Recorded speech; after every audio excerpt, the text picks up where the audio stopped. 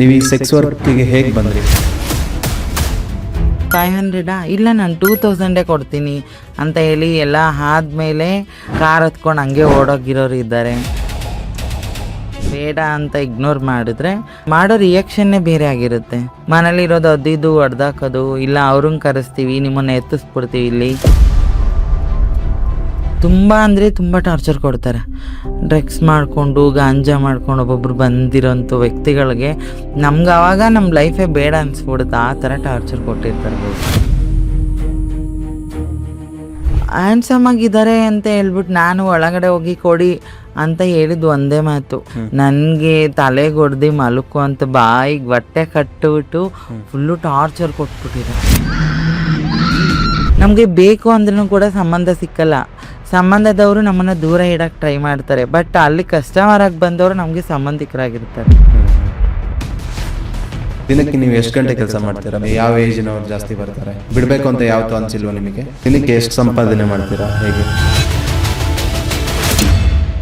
ಸಾಮಾನ್ಯ ಜನರ ಅಸಾಮಾನ್ಯ ಮಾತುಕತೆಗೆ ಸ್ವಾಗತ. ಇವತ್ತು ನಮ್ಮ ಜೊತೆ ಇದ್ದಾರೆ ಒಬ್ಬರು ಲೈಂಗಿಕ ಕಾರ್ಯಕರ್ತೆ. ಅವರ ಜೀವನದ ಅನುಭವ, ಜೀವನ ಹಾಗೂ ಆ ವೃತ್ತಿಯಲ್ಲಿರೋ ವಾಸ್ತವದ ಬಗ್ಗೆ ಇವತ್ತು ಮಾತಾಡೋಣ. ನಮಸ್ತೆ ಮೇಡಮ್. ನಮಸ್ತೆ ಸರ್. ನಿಮ್ಮ ಬಗ್ಗೆ ಸ್ವಲ್ಪ ಹೇಳ್ಬೋದಾ? ನಿಮ್ಮೂರು, ನೀವು ಎಲ್ಲಿಂದ ಬಂದ್ರಿ? ಓಕೆ, ನನ್ನ ಹೆಸರು ಬಂದು ಅಂತ ಹೇಳಿ. ನಮ್ಮ ಊರು ಬಂದು ಸೊ ನನ್ನ ಹುಟ್ಟೂರು ಎಲ್ಲ ಅಲ್ಲೇ ಬೆಳೆದಿದ್ದು 10th ಮತ್ತೆ ಅಲ್ಲಿಂದ ಮತ್ತೆ ಬೆಂಗಳೂರಿಗೆ ಶಿಫ್ಟ್ ಆಗಿದ್ದೀನಿ. ಈಗ ಮನೇಲಿ ಯಾರ್ಯಾರು ಇದ್ದೀರಾ? ಅಂದ್ರೆ ಬೆಂಗಳೂರಲ್ಲಿ ಇದ್ದೀನಿ ಅಂದ್ರಲ್ವಾ? ಓಕೆ, ನಮ್ಮ ಫ್ಯಾಮಿಲಿನಲ್ಲಿ ಯಾರು ಇಲ್ಲ ಊರಲ್ಲಿ. ಸೊ ಇಲ್ಲಿ ಬೆಂಗಳೂರಲ್ಲಿ ನನ್ನ ಜೊತೆಲಿ ನಮ್ಮವ್ರು ಇದ್ದಾರೆ. ನೀವೇನು ಓದಿದ್ದೀರಾ ಮತ್ತೆ ಏನಕ್ಕೆ ಓದಿಲ್ಲ ಮುಂದೆ? ನಾನು ಯಾಕೆ ಓದಿಲ್ಲ ಅಂದರೆ, ನಾನು 10th ಓದಬೇಕಾದ್ರೆ ನಮ್ಮ ತಾಯಿಯವರು ತೀರ್ಕೊಂಡ್ರು. ಸೊ ಹಂಗಾಗಿ ಅಲ್ಲಿಂದ 6 months ಓದ್ತಾ ಇದ್ದೆ. ನಮ್ಮ ತಂದೆನೂ ಕೂಡ ತೀರ್ಕೊಂಡ್ರು. ಸೊ ಹಂಗಾಗಿ ಮನೇಲಿ ಯಾರು ಇರ್ಲಿಲ್ವಲ್ಲ, ನನಗೂ ಈ ಥರ ಫೀಲ್ ಇತ್ತು. ಸೊ ನಮ್ಮವ್ರು ಕಾಂಟ್ಯಾಕ್ಟ್ ಮಾಡಿ ಯಾರ ಕಡೆ ಅಂತ ಬಂದು ಬೆಂಗಳೂರಲ್ಲಿ ಶಿಫ್ಟ್. ಎಷ್ಟು ವರ್ಷ ಆಯ್ತು ಮೇಡಮ್ ಬಂದು ಬೆಂಗಳೂರಿಗೆ? ನಾನು ಬಂದು 8 years ಆಯ್ತು. 8 years ಆಯ್ತು. ಹಾಂ. ನೀವು ಈ ಸೆಕ್ಸ್ ವರ್ಕಿಗೆ ಹೇಗೆ ಬಂದ್ರಿ? ಹೇಗೆ ಬಂದ್ವಿ ಅಂತಂದರೆ, ಏನು ಎಂತ ಕೆಟ್ಟ ಪರಿಸ್ಥಿತಿ ಏನಿತ್ತು ನಿಮಗೆ ಈ ಥರ ಬರೋಕ್ಕೆ? ಆ್ಯಕ್ಚುಲಿ ಕೆಟ್ಟ ಪರಿಸ್ಥಿತಿ ಅಂತ ಅಲ್ಲ, ಒಂದು ಹೆಣ್ಣಾಗೋದಕ್ಕೆ ನಾವು ಬಂದಿರ್ತೀವಿ. ಸೆಕ್ಸ್ ವರ್ಕ್ ಮಾಡಲಿಕ್ಕೆ ಅಂತ ಬಂದಿರಲ್ಲ ಬೆಂಗಳೂರಿಗೆ. ನಮ್ಮ ಭಾವನೆಗಳು ಒಂದು ಹುಡುಗಿ ಆಗಬೇಕು ಅಂತ ಅನ್ನೋ ಭಾವನೆಗೆ ನಾವು ಬಂದಿರ್ತೀವಿ. ಸೊ ಬಂದಾಗ ಭಿಕ್ಷೆ ಬೇಡಿ ಏನೋ ಒಂದು ಮಾಡಿ ಕಷ್ಟಪಟ್ಟು ಎಲ್ಲ ಮಾಡಿದ್ಮೇಲೆ ಎಲ್ಲಾದರೂ ಕೆಲಸ ಕೇಳ್ಕೊಂಡು ಹೋದರೆ ಯಾರು ಕೊಡಲ್ಲ. ಸೊ ಮುಂದೆ ಯಾವುದೇ ನಮಗೆ ಕೆಲಸಗಳಿಲ್ಲದೆ ಕಾರಣಕ್ಕೆ ನಾವು ಇದನ್ನೇ ಮಾಡಬೇಕಾಗುತ್ತೆ. ನೀವು ಈ ವೃತ್ತಿಗೆ ಬಂದು ಎಷ್ಟು ವರ್ಷ ಆಯಿತು? ನಾನು ಬಂದು 5 years ಆಯ್ತು. 5 years ಆಯಿತು. ಮುಂಚೆ ಬೆಂಗಳೂರಿಗೆ ಬಂದು ಮುಂಚೆ ಏನು ಮಾಡ್ತಾ ಇದ್ರಿ? ಅಂದರೆ 8 years ಆಯಿತು ಅಂದ್ರಲ್ವಾ? ಅವಾಗ ಏನು? ಫಸ್ಟ್ ಬಂದಾಗ ಆ ಥರ ಎಲ್ಲ ಮಾಡೋಕ್ಕಾಗಲ್ಲಲ್ವಾ. ಫಸ್ಟ್ ಕಲೆಕ್ಷನ್ಗೆ ಹೋಗ್ತಾ ಇದ್ವಿ, ಅಂಗಡಿ ಎಲ್ಲ ಕೇಳ್ಕೊಂಡು ಕಷ್ಟಪಡ್ತಾ ಇದ್ವಿ ಅವಾಗೆಲ್ಲ ತುಂಬಾನು. ಅದನ್ನ ಏನಕ್ಕೆ ಬಿಟ್ರಿ? ಅಥವಾ ಏನು ಬಿಟ್ವಿ ಅಂತ ಅಲ್ಲ, ಬಿಟ್ಟಿಲ್ಲ, ಬಟ್ ನಾವು ಅದನ್ನು ವೃತ್ತಿ ಮಾಡ್ತೀವಿ. ನಮ್ಮ ಲೈಫಲ್ಲಿ ಇರೋದು 2 ಆಪ್ಷನ್ಸ್, ಒಂದು ಭಿಕ್ಷೆ ಬೇಡಬೇಕು, ಇಲ್ಲ ಈ ಕೆಲಸ ಮಾಡಬೇಕು. ಇನ್ಯಾವುದೂ ಇಲ್ಲ ನಮಗೆ ಕೆಲಸ. ನಿಮ್ಮ ಕುಟುಂಬಕ್ಕೆ ಈ ವಿಷಯ ಗೊತ್ತಿದೆಯಾ? ನಾವು ಮಾಡೋಂಥದ್ದು ನಿಮಗೆ ಗೊತ್ತಿರೋರು, ನಿಮ್ಮೂರವರು, ಅವರಿಗೆಲ್ಲ ಗೊತ್ತಿದೆಯಾ? ಇಲ್ಲ, ಆ್ಯಕ್ಚುಲಿ ಗೊತ್ತಿರುತ್ತೆ ಸ್ವಲ್ಪ ಜನಕ್ಕೆ. ಆದರೆ ಅವರು ಗೊತ್ತಿದ್ರೂ ಗೊತ್ತಿಲ್ದಿರೋ ಥರ ಇವತ್ತಿನ ಜನ್ರೇಷನಲ್ಲಿ ಗೊತ್ತಿಲ್ದೇನೆ ಇರೋಕ್ಕೆ ಯಾರಿಗೂ ಸಾಧ್ಯ ಇಲ್ಲ. ಬಟ್ ನಮ್ಮಂಥವ್ರನ್ನ ನೋಡಿರ್ತಾರೆ ಇವಾಗ ಎಲ್ಲರೂ, ಪ್ರತಿಯೊಬ್ಬರೂ ಕೂಡ. ಸೊ ಹಂಗಾಗಿ ಸಾಮಾನ್ಯವಾಗಿ ಅಲ್ಪ ಸ್ವಲ್ಪ ಗೊತ್ತಿರುತ್ತೆ. ಫ್ಯಾಮಿಲಿ ಅಂತ ಹೇಳಿದರೆ ಫ್ಯಾಮಿಲಿಯವ್ರಿಗೆ ಯಾರಿಗೂ ಅಷ್ಟು ಅಂಡರ್ಸ್ಟ್ಯಾಂಡ್ ಇರಲ್ಲ. ಸೊ ಹಂಗಾಗಿ ಬೇರೆ ಅನದರ್ ಪರ್ಸನ್ ಎಲ್ರಿಗೂ ಗೊತ್ತಿರುತ್ತೆ. ಫ್ರೆಂಡ್ಸಿಗೆಲ್ಲ ಗೊತ್ತಿರುತ್ತೆ. ಸೊ ಊರಲ್ಲೆಲ್ಲ ಆ ಥರ ವರ್ತನೆ ಇಲ್ವಲ್ಲ. ಸೊ ಒಳ್ಳೆಯವಳಾಗಿ ಬದುಕಬೇಕು ಅನ್ನೋ ಒಂದು ಫೀಲಲ್ಲಿ ಇದ್ದೀವಿ ಅಷ್ಟೇ. ನೀವು ಊರಿಗೆಲ್ಲ ಹೋಗ್ತಾ ಇರ್ತೀರಾ? ಹಾಂ, ಹೋಗ್ತಾ ಇರ್ತೀವಿ. ಅಲ್ಲಿ ನಿಮ್ಮ ಸ್ವಂತ ಮನೆ ಇದೆಯಾ? ಸ್ವಂತ ಮನೆ ಇದೆ. ತಂದೆ ತಾಯಿ ಪೂಜೆ ಮಾಡಬೇಕು, ಇಲ್ಲ ಏನಾದರೂ ಹಬ್ಬ ಗಿಬ್ಬ ಇದ್ದಾಗ ನಾವು ಹೋಗಿ ಬರ್ತೀವಿ. ಅಲ್ಲಿ ಹೋಗಿ ಬರ್ತೀರಾ? ಇಲ್ಲಿ ಮನೇಲಿ ಇದು ನಿಮ್ದು ಸ್ವಂತ ಮನೆನಾ ಅಥವಾ ಬೆಂಗಳೂರಲ್ಲಿ ಇರೋದು? ಸ್ವಂತ ಮನೆ ತಗೊಳ್ಳೋಷ್ಟು ಲೆವೆಲಿಗೆ ನಮ್ಮಂಥವ್ರು ಎಲ್ಲಿದ್ದಾರೆ ಹೇಳಿ. ಬಾಡಿಗೆ ಮನೇಲಿ ಇದ್ದೀವಿ. ಬಾಡಿಗೆ ಮನೆ. ನಿಮಗೆ ಕಸ್ಟಮರ್ಸ್ ಎಲ್ಲ ಬರ್ತಾರಲ್ವಾ? ಅಂದ್ರೆ ಯಾವ ಕಾರಣಕ್ಕೆ ಬರ್ತಾರೆ? ಅಂದ್ರೆ ಅವ್ರೇನಾದ್ರು ರೀಸನ್ ಹೇಳ್ತಾರ? ನಿಮ್ ಜೊತೆ ಏನಾದ್ರು ಹೇಳ್ತಾರ ಏನಕ್ಕೆ ಬರ್ತಾ ಇದ್ದೀನಿ? ಅಥವಾ ಸೊ ನೋಡಿ, ಅವರು ಕಸ್ಟಮರ್ ಆಗಿ ಬಂದಿರ್ತಾರೆ, ಅವ್ರಿಗೆ ಎಲ್ಲೂ ಹಂಚ್ಕೊಳ್ದಿರೋಂಥ ಒಂದು ಈ ಮನುಷ್ಯತ್ವದಿಂದ ಪ್ರತಿಯೊಂದು ಕೂಡ ನಮ್ಮಲ್ಲಿ ಹಂಚ್ಕೋತಾರೆ, ಚೆನ್ನಾಗಿರ್ತಾರೆ ಅಷ್ಟೇ. ಅದೇ ಯಾವುದೇ ಥರ ಅದೊಂದೇ ವಿಷಯಕ್ಕೆ ಬರ್ತಾರೆ ಅನ್ನೋದು ತಪ್ಪು. ಸಹಜವಾಗಿ ಎಲ್ರೂ ಕಾಮನ್ ಆಗಿ ಬರ್ತಾರೆ. ಅವರು ಬಂದ ತಕ್ಷಣ ತಿಳ್ಕೊಳ್ಳೋದೇ ಬೇರೆ, ಬಟ್ ಅವ್ರು ಕಾಮನ್ ಆಗಿ ಏನಾದರೂ ಒಂದು ಕಷ್ಟ ಇರುತ್ತೆ, ಸುಖ ಇರುತ್ತೆ, ಸೊ ಬರ್ತಾರೆ ಅಷ್ಟೆ. ಅಂದರೆ ಅವ್ರು ಏನಕ್ಕೆ ಬರ್ತಾರೆ ಅಂತ ಏನು ಹೇಳಲ್ವಾ ನಿಮಗೆ? ಅಂದರೆ ಏನು ಪರ್ಸ್ನಲ್ ಏನಾದರೂ ಇರುತ್ತಾ, ಅಥವಾ ಆ ಥರ ನಿಮ್ಮ ಜೊತೆ ಏನಾದರೂ ಹೇಳ್ತಾರಾ? ಪರ್ಸ್ನಲ್ ನಮ್ಮ ಜೊತೆಲಿ ಹೇಳ್ತಾರೆ, ಅವ್ರ ಪರ್ಸ್ನಲ್ ಏನೇ ಇದ್ರು ನಮ್ಮ ಹತ್ರ ಶೇರ್ ಮಾಡ್ತಾರೆ. ಈ ಥರ ಇದೆ, ಹಿಂಗಿದೆ ಅಂತ. ನಮ್ಮ ಕೈಲಾದಷ್ಟು ನಮಗೆ ಅವ್ರು ಬಂದಿರೋ ಕೆಲಸಕ್ಕೆ ಬೇರೆ, ಬಟ್ ಅವ್ರು ಹೇಳೋದು ಒಬ್ಬೊಬ್ರು ಪರ್ಸ್ನಲ್ ಎಲ್ಲ ಓಪನ್ ಅಪ್ ಆಗಿ ಹೇಳ್ತಾರೆ. ನಾವು ಅವರು ಲೈಫ್ ಸ್ವಲ್ಪ ಚೇಂಜ್ ಮಾಡಿ ಹಂಗಿರಿ ಹಿಂಗಿರಿ ಅಂತ ನಾವು ಹೇಳ್ಕೊಡ್ತೀವಿ. ಕಸ್ಟಮರ್ ಎಲ್ಲ ಬರ್ತಾರಲ್ವಾ, ನಿಮ್ಮನ್ನು ಹೇಗೆ ಕಾಂಟ್ಯಾಕ್ಟ್ ಮಾಡ್ತಾರೆ? ಅಥವಾ ಆನ್ಲೈನಲ್ಲಿ ಏನಾದರೂ ಅಪ್ಲಿಕೇಶನ್ ಇದೆಯಾ, ಅಥವಾ ಆಫ್ಲೈನಲ್ಲಿ ಎಲ್ಲಾದರೂ ನೀವು ಕಾಂಟ್ಯಾಕ್ಟ್ ಮಾಡಿ? ಆಫ್ಲೈನಲ್ಲಿ ಅಂತ ಹೇಳಕ್ಕೆ ಇಷ್ಟಪಡ್ತೀನಿ. ಆನ್ಲೈನಲ್ಲಿ ನಮ್ಮಂಥವ್ರು ಈ ಥರ ಆಗಿರೋಂಥ ವ್ಯಕ್ತಿಗಳು ತುಂಬಾ ಕಮ್ಮಿ ಓದಿರೋ, ಸ್ಟಡೀಸ್ ಮಾಡಿರೋದು, ಮತ್ತು ಜಾಸ್ತಿನೂ ಕೂಡ ಓದಿರೋಂಥವ್ರು ಆನ್ಲೈನಲ್ಲೆಲ್ಲ ಈ ಥರ ಮಾಡೋಕ್ಕಾಗಲ್ಲ.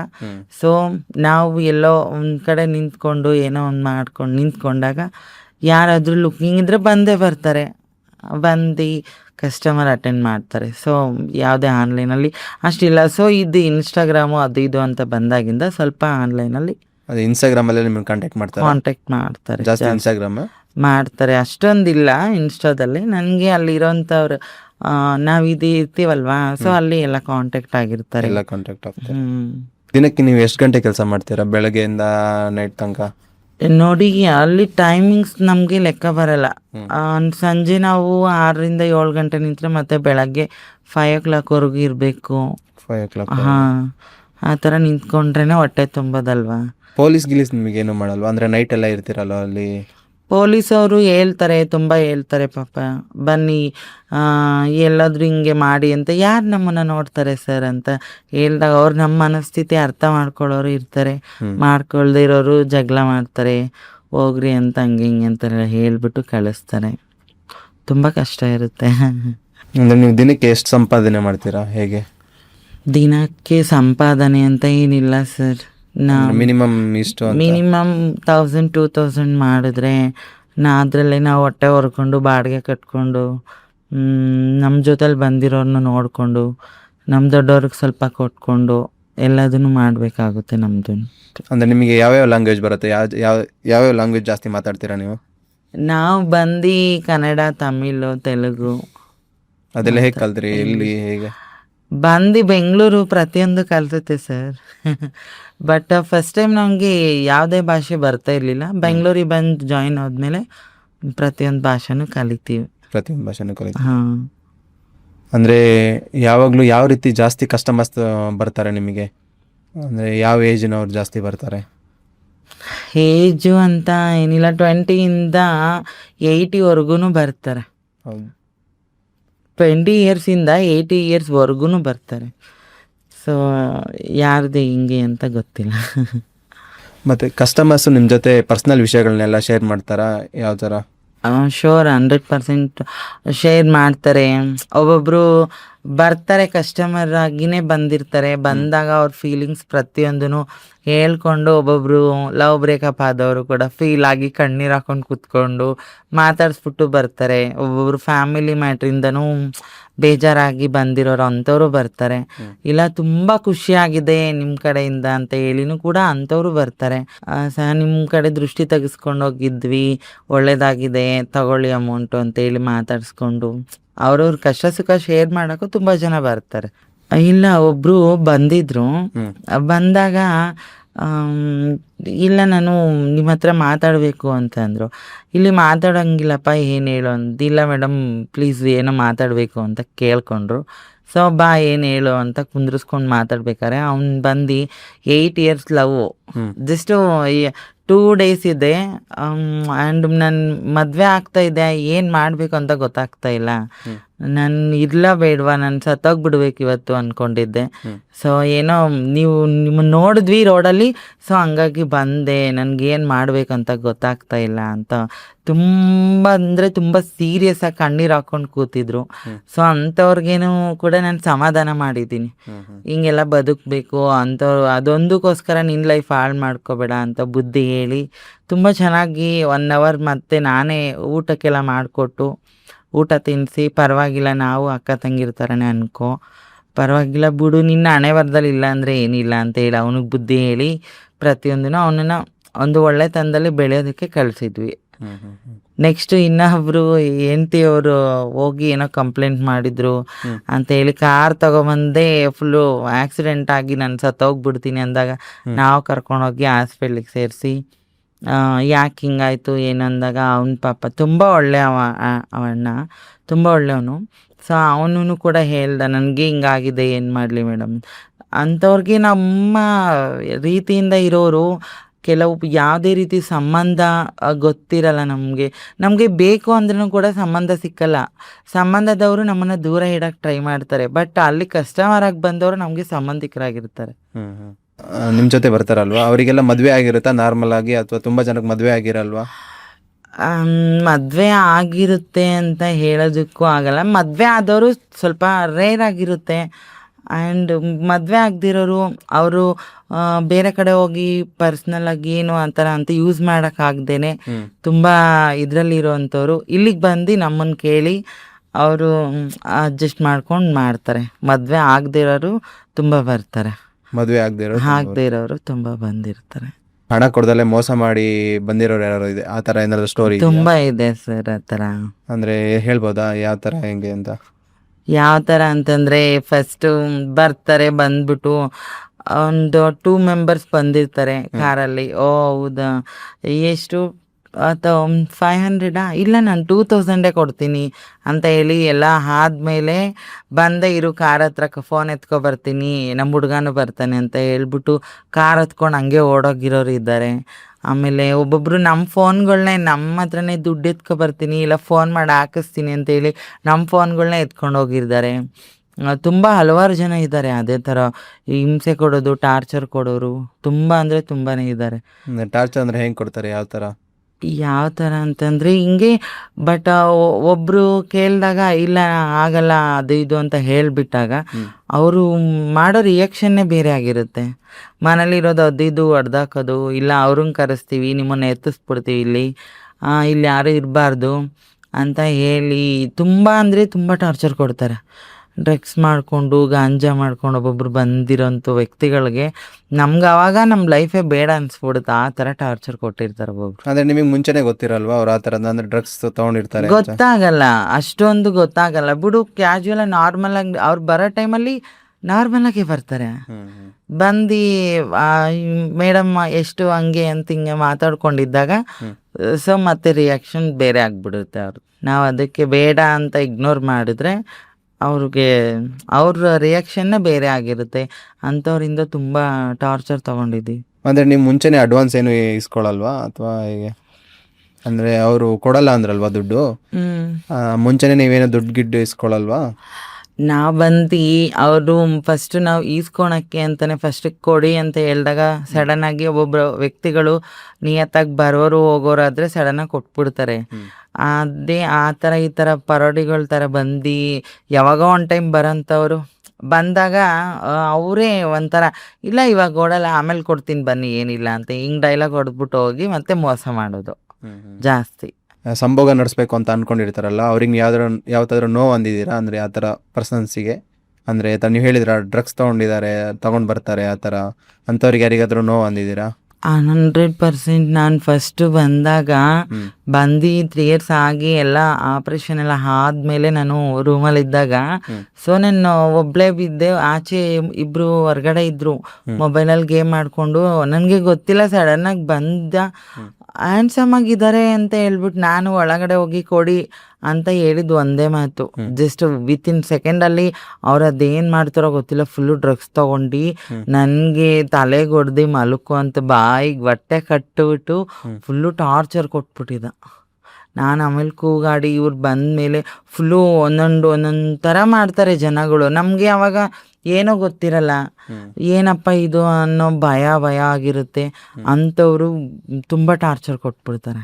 ಅಂದ್ರೆ ನಿಮಗೆ ಕಸ್ಟಮರ್ ಮೀಟ್ ಮಾಡ್ತೀರಲ್ವಾ, ಓಕೆ, ಅವರೇ ಸ್ವಂತ ಜಾಗನ್ನ ಕರ್ಕೊಂಡೋಗಿ ತೋರಿಸ್ತಾರಾ ಅಥವಾ ನೀವೇ ಕರ್ಕೊಂಡು ಹೋಗ್ತೀರಾ ಅವ್ರನ್ನ?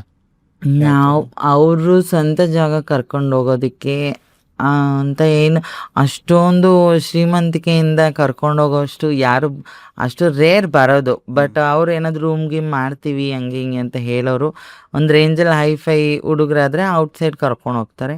ಇಲ್ಲ ಅಂತಂದ್ರೆ ನಮ್ಮ ಮನೇಲೆ ಬನ್ನಿ ಅಂತ ಹೇಳ್ಬಿಟ್ಟು ಮನೇಲೆ ಮಾಡ್ತಾರೆ. ಅಂದ್ರೆ ನಿಮ್ಮ ಮನೇಲೆ ನೀವು ಯಾರನ್ನಾದ್ರೂ ಲವ್ ಮಾಡಿದ್ದೀರಾ? ಮಾಡಿದ್ದೆ ಸರ್, ಫಸ್ಟ್ ಮಾಡಿದ್ದೆ. ಅವ್ರು ಹೇಗಿದ್ರು ನಿಮ್ಮ ಜೊತೆ? ಯಾವ ಥರ ಮಾತಾಡ್ತಾ ಇದ್ರು? ಯಾಕೆ ಬ್ರೇಕಪ್ ಆಯಿತು? ಸೊ ನಾನು ಲವ್ ಮಾಡಿದ್ದೆ ಅಂತಂದರೆ ನಾನು ಒಂದು ದಿನನೂ ಕೂಡ ಅವನಿಗೆ 3 years ಬರೀ ಫೋನಲ್ಲಿ ಮಾತಾಡಿದ್ದು ಅಷ್ಟೇ. ಒಂದು ದಿನನೂ ಮೀಟ್ ಆಗಿರಲಿಲ್ಲ.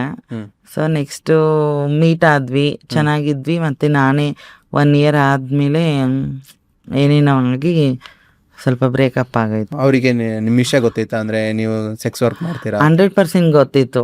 ಗೊತ್ತಿದ್ದೂನೇ ಕೂಡ ಪ್ರತಿಯೊಂದೂ ನಾನು ಓಪನ್ ಅಪ್ ಆಗಿ ಹೇಳ್ಕೊಂಡಿದ್ದೆ. ಹೇಳ್ಕೊಂಡ್ಮೇಲೆ ಅವ್ರು ಎಕ್ಸೆಪ್ಟ್ ಮಾಡ್ಕೊಂಡು ಓಕೆ ಅದು ನಿಮ್ಮ ವೃತ್ತಿ, ನಿಮ್ಮ ವೈಯಕ್ತಿಕ, ನಾವು ಕೆಲಸ ಮಾಡ್ತೀವಿ ಅಂತಂದ್ರೂ ಯಾರು ಸರ್ ಕೆಲಸ ಕೊಡ್ತಾರೆ ಇವತ್ತಿನ ದಿನದಲ್ಲಿ? ಇವಾಗ ನಾವು ಸುಂದರವಾಗಿದ್ದೀವಿ, ಒಂದು ಹುಡುಗಿನೂ ಮೀರಿಸೋಷ್ಟು ಲೆವೆಲಲ್ಲಿ ರೇಂಜಲ್ಲಿ ನಾವು ಇದೀವಿ ಫಿಗರ್ ಆಗಿ. ಸೊ ಇವತ್ತು ನಮಗೆ ಒಂದು ಕೆಲಸ ನೋಡಲ್ಲ, ಯಾರು ಕೆಲಸ ಕೊಡಲ್ಲ, ಬರೀ ನಮ್ಮ ದೇಹ ನೋಡ್ತಾರೆ ಹೊರ್ತು ಕೆಲಸ ಯಾರು ಕೊಡಲ್ಲ ಅಲ್ವಾ? ಹಂಗಾಗಿ ಅವರು ಒಂದ್ಸಲ ಅವನ ಬಾಯಲ್ಲೂ ಕೂಡ ಆ ಥರ ಬಂದ್ಬಿಡ್ತು, ಬೇರೆ ಥರ ಅಂತ ಹೇಳ್ಬಿಟ್ಟ. ಸೊ ಹಂಗಾಗಿ ಒಂದು ಮಾತಿಗೆ ಬ್ರೇಕಪ್ ಮಾಡ್ಕೊಂಡ್ವಿ.